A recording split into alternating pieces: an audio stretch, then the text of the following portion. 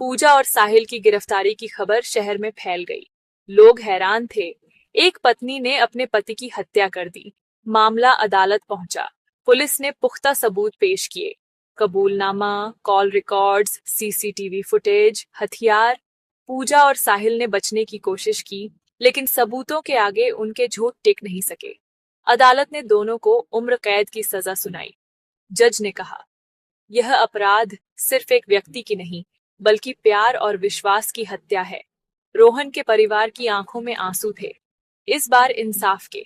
यह कहानी सिखाती है, धोखे और लालच की बुनियाद पर बना रिश्ता कभी कामयाब नहीं होता। अपराध का रास्ता हमेशा बर्बादी की तरफ ही जाता है।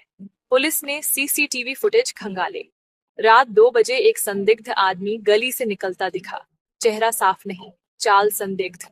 इंस्पेक्टर ने पूजा और रोहन के कॉल डिटेल्स निकलवाए। पूजा के रिकॉर्ड्स में एक ही नंबर बार बार साहिल का।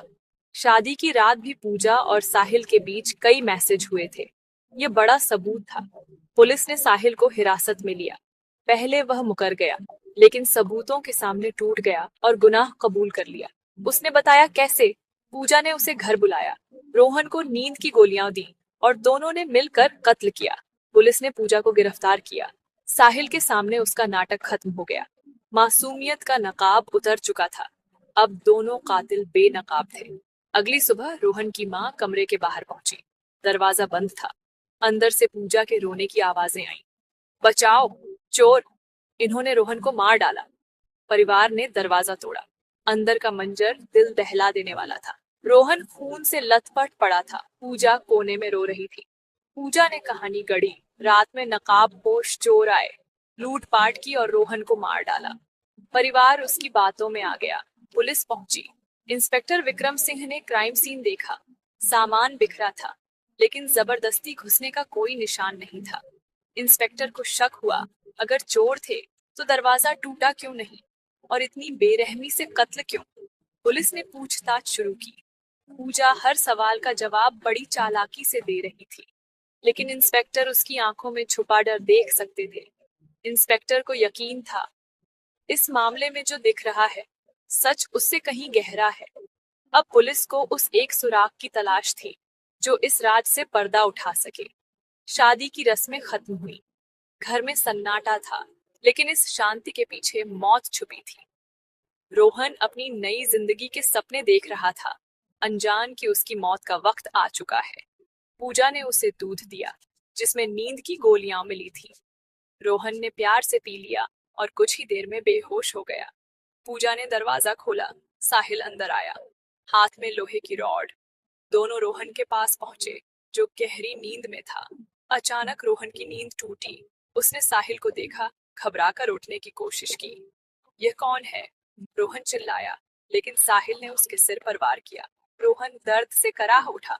मदद के लिए पूजा की तरफ देखा, लेकिन पूजा पत्थर बनी रही। साहिल ने एक के बाद एक वार किए, जब तक रोहन की आवाज हमेशा के लिए खामोश नहीं हो गई। एक मासूम का कत्ल प्यार और विश्वास के नाम पर हो चुका था। ये कहानी है रोहन की, एक सीधा साधा लड़का जिसके सपने बस एक खुशहाल परिवार तक सीमित थे।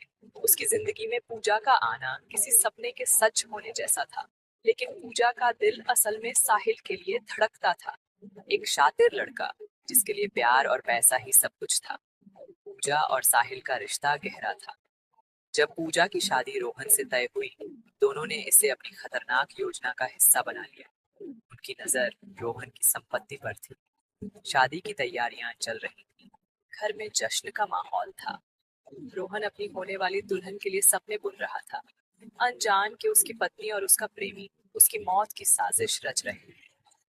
पूजा बड़ी सफाई से दोहरा किरदार निभा रही थी।